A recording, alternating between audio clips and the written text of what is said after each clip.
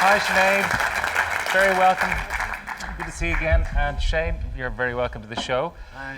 Thanks for coming and doing the number for us. But a strange combination, an unlikely combination, I said at the beginning. How did the two of you... Different sexes, yeah. Well, that's a start anyway. How did the two of you come to do this song? Well, it's your song. Yeah, well, it was Liam Tayling's idea. Yeah, but you knew the song already. No, I didn't. We did it a few years ago. We recorded actually about 2 or 3 years ago, I think. So just Shane rang me up and asked me. So. It's been mixed and things, and had the overdubs and stuff put on it, and all the rest of it. But the basic recording that you can buy in the shops now, that's shooting into the UK charts at the moment, is already in the Irish charts. The basic thing was recorded a couple of years back. Yeah. The actual basic backing track, yeah, and Sinead's vocal. Yeah. Okay, are you surprised by its instant success? I mean, you were on top of the pops. Well, that doesn't necessarily mean you're successful. You can be on the top of the pops and not be successful. Plus, you can be successful and not necessarily be good and deserve to be on top of the pops. You know what I mean, you can get to number one and not be a good record at all. Like so. Yeah, as it happens, this is a good record. You know. It is successful, so, yes, and you were on top of the pops. We were on top of pops. Yeah. Yes, but no, I'm not surprised. If it is successful, it's because it is a great record, which it is. Shane's a great songwriter, in my opinion. Yeah, so. and the notion of the two of you, Shane is a terrific songwriter. I mean, long after we're all gone, they'll be still performing and recording Shane's songs. Sinead's not bad, you know. I wouldn't say I was in your league. She is one of those who would say self-praise is no praise anyway, so we're here to praise her own songwriting records and performances. But the song itself, from Sid and Nancy, about Sid Vicious and his girlfriend Nancy, I mean, was that something that you wanted to write about, Shane? Or was it just a commission? It was a commission, yeah. But I mean, I knew Sid and Nancy, yeah. I didn't like the film. You didn't like the film. Did you like Sid? I didn't like the film, no, I didn't like what they did with it, but I didn't know what the film was going to be like when I wrote the song. I just wrote the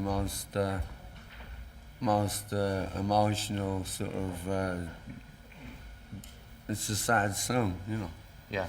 But it's happy in a way, because they're sort of reunited somewhere else, you know. Yeah. Did you empathise with Sid Vicious? Did you sympathise with, the way he lived and the way he ended up? Well, at the time I was living pretty much the same way, yeah. Yeah, do you worry at all about your own mortality? Well, everybody does, don't they? I do. But I mean, you do.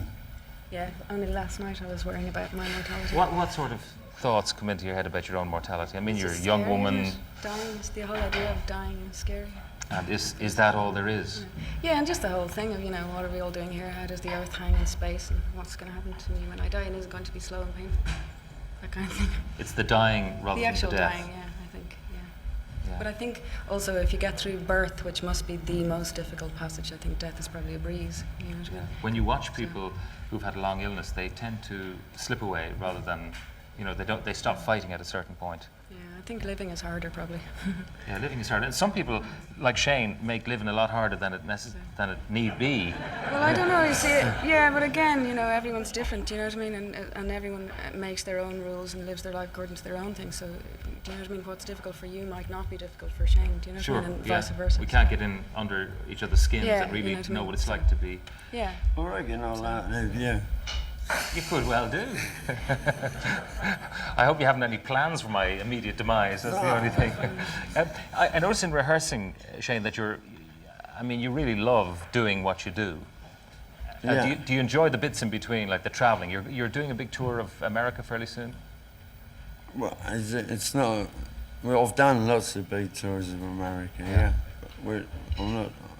A big tour of America goes on for months, Yeah. I'm not going to do one of those, no. But do you look forward to that, or do you only get your charge when the gig is on and the bits in between are tedious? No, the getting to the gigs, sound checking, all the travelling, if you travel the right way, if you can get it together, like by bus or and boat, if you can get that together. But with American stuff, you have to use planes. I hate planes. You know. Fear of flying?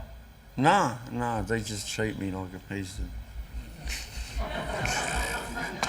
They really do they? When you check in, they kind of spit to one side and then...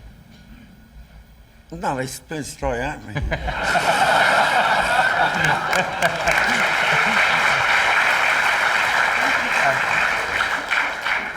What about songwriting? I don't know when you write songs. What does it have to be a particular set of circumstances, a particular quiet time, or could you do it in the back of the bus as you're going to a gig? Or Mostly I do mine in airplanes, actually, up in the air. There's nothing else to think about particularly. So, right. But it's different. There's no rules. Do you know what I mean?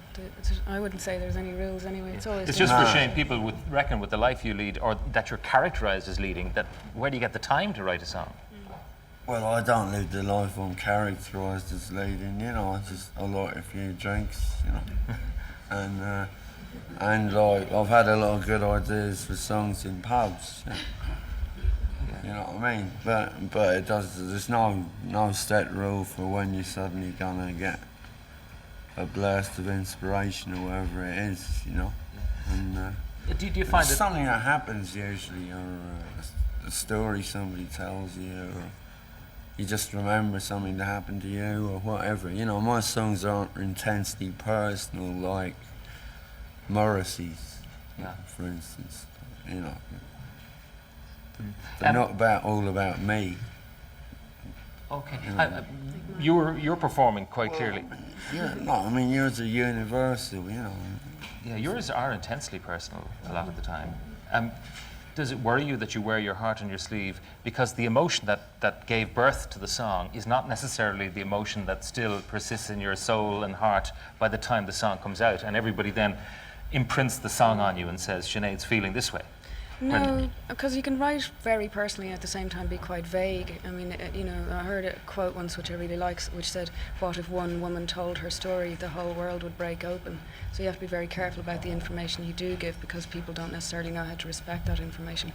But I was going to say, one thing I do notice about writing songs is that you can often write a song and it can feel very personal in a certain time, but you won't discover until a year after you wrote it what it's really about. You'll find them coming true in your life after you've written them. Your subconscious often writes songs, do you know what I mean? Yeah. And I don't know what it is I'm saying to myself sometimes, but then years later I'll realise what the song was about. Yeah, I was talking to a woman on the radio So during that the they're week always true. who was You gotta interpreting watch dreams, out and for she that says your one. dreams are telling you things, Yeah. and you don't necessarily know what they're telling you until maybe Well, it's the a same lot with later on. songs, because that's my way of speaking to myself. Again, I suppose that's why I write so personally, is because I'm talking to myself, really. Do you know what I mean? Trying to find myself somehow, you know what I mean? Yeah. What kind of a charge do you get out of performing, Shane? At the end of a gig, how do you feel? I feel great. I feel great at the end of a gig, and then I feel a sort of massive drop because it's the end of the gig. Because you're clearly it's performing like, regularly. It's the most exciting thing you can do. Play a good gig, I think. Really. But you've got an active band and so on. I'm hoping that soon we're going to see you again with the band and have a bit of fun. I'm starting touring actually in Dublin. I've got 2 dates, the 1st and 2nd of June, and from then on I'm going to be on tour till August. We get to see you from time to time at the Irma Awards, and tonight, occasionally we don't get to see you. Yeah, well, I'm a mother also, so I've got to put a bit of time in there too. So. All right. Well, look, thank you both for taking the time to be with us tonight. Lovely to see you again, Sinead and Shane. Thank you very much indeed. Thanks very much indeed. Off you go. You can enjoy the rest of your night. Sinead O'Connor and Shane MacGowan. Thanks.